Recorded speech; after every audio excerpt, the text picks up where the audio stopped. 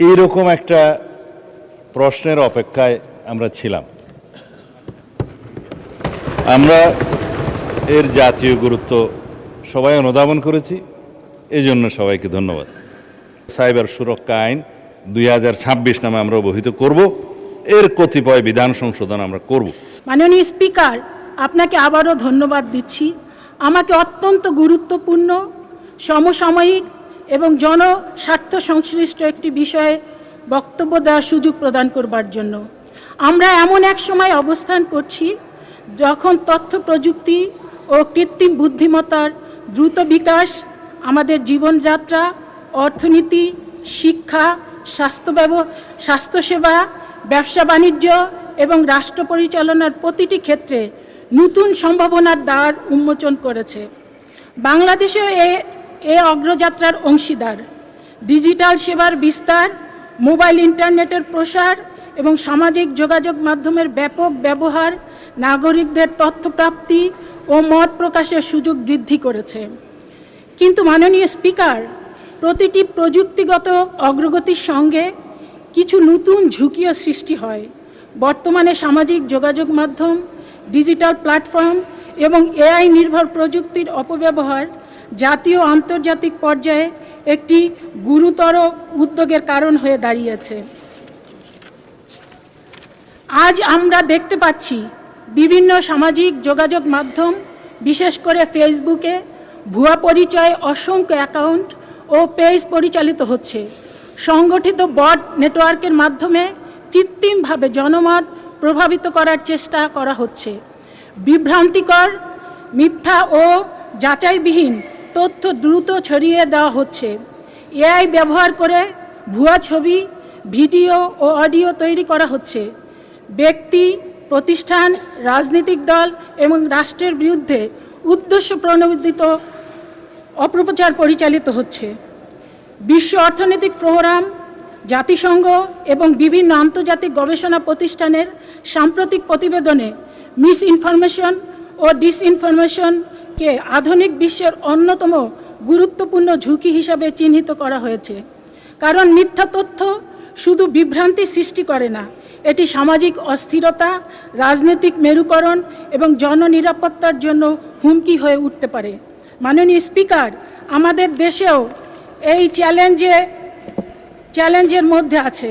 আমাদের মাননীয় প্রধানমন্ত্রী জনাব তারেক রহমান এবং তার কন্যা জাইমা রহমান সহ দেশের রাজনৈতিক নেতৃত্ব, জনপ্রতিনিধি, সরকারি কর্মকর্তা, সাংবাদিক, শিক্ষাবিদ, চিকিৎসক, ব্যবসায়ী এবং বিভিন্ন পেশাজীবী নাগরিককে লক্ষ্য করে বিভিন্ন সময়ে সামাজিক যোগাযোগ মাধ্যমে অপপ্রচার, বিভ্রান্তিকর তথ্য প্রচারের ঘটনা ঘটেছে। মাননীয় স্পিকার, সবচেয়ে বেশি ক্ষতিগ্রস্ত হচ্ছেন আমাদের নারীরা। নারী জনপ্রতিনিধি, নারী সাংবাদিক, নারী চিকিৎসক, শিক্ষক, আইনজীবী, উদ্যোক্তা, সাংস্কৃতিক ব্যক্তিত্ব, সমাজের বিভিন্ন স্তরের নারীরা নিয়মিতভাবে অনলাইন হয়রানি, সাইবার বুলিং এবং চরিত্র হননের শিকার হচ্ছেন। অনেক ক্ষেত্রে তাদের ছবি বিকৃত করে প্রচার করা হয়, ভুয়া পরিচয়ে অ্যাকাউন্ট খুলে বিভ্রান্তিকর তথ্য ছড়ানো হয়, কিংবা সামাজিকভাবে হেয় প্রতিপন্ন করার উদ্দেশ্যে অপপ্রচার চালানো হয়। আরও উদ্বেগজনক বিষয় হলো কন্যা, শিশু ও কিশোরীরাও এই ডিজিটাল হয়রানির ঝুঁকির মধ্যে রয়েছে। এই ধরনের কর্মকাণ্ড শুধু ব্যক্তির মর্যাদা ক্ষুণ্ণ করে না, বরং মানসিক স্বাস্থ্য, শিক্ষা, কর্মজীবন এবং সামাজিক নিরাপত্তার উপরও নেতিবাচক প্রভাব ফেলে। মাননীয় স্পিকার, সাইবার অপরাধের প্রকৃতি আজ আন্তর্জাতিক। একটি ভুয়া অ্যাকাউন্ট এক দেশে বসে পরিচালিত হতে পারে, সার্ভার থাকতে পারে অন্য দেশে, আর এর প্রভাব পড়তে পারে বাংলাদেশের নাগরিকদের উপর। ফলে এই চ্যালেঞ্জ মোকাবেলায় কেবল জাতীয় প্রচেষ্টা যথেষ্ট নয়, আন্তর্জাতিক সহযোগিতা অত্যন্ত গুরুত্বপূর্ণ। সামাজিক যোগাযোগ মাধ্যম পরিচালনাকারী আন্তর্জাতিক প্ল্যাটফর্মগুলোর সঙ্গে কার্যকর যোগাযোগ, তথ্য বিনিময় এবং আইনসম্মত সহযোগিতা বৃদ্ধি করা প্রয়োজন, যাতে এই অপরাধমূলক কন্টেন্ট দ্রুত শনাক্ত, অপসারণ করা যায়। অপরাধীদের বিরুদ্ধে যথাযথ ব্যবস্থা গ্রহণ সম্ভব হয়। মাননীয় স্পিকার, আমি মনে করি বর্তমান বাস্তবতায় কয়েকটি বিষয়ে বিশেষ গুরুত্ব দেওয়া প্রয়োজন। প্রথমত ভুয়া আইডি, সমন্বিত বট কার্যক্রম এবং এআই নির্ভর বিভ্রান্তিকর কন্টেন্ট শনাক্ত করার জন্য প্রযুক্তিগত সক্ষমতা আরও শক্তিশালী করতে হবে। দ্বিতীয়ত, সাইবার অপরাধ তদন্তকারী সংস্থা মাননীয় সদস্য, আপনার প্রশ্নবোধহয় আমার শেষ হয়ে যাবে 1 মিনিটের মধ্যে। আপনি তো সমাধানে যাচ্ছেন। সক্ষমতা বৃদ্ধি করতে হবে। তৃতীয়ত, নারী ও শিশুদের জন্য নিরাপদ ডিজিটাল পরিবেশ নিশ্চিত করতে বিশেষায়িত সহায়তা ও দ্রুত প্রতিকার ব্যবস্থা আরও কার্যকর করতে হবে। মাননীয় সদস্য, may I humbly request you to take seat please. আপনার কোশ্চেন হয়েছে, উত্তর দিবেন মাননীয় মন্ত্রী। Please take your seat. Thank you. মাননীয় সদস্য, আপনাকে অসংখ্য ধন্যবাদ।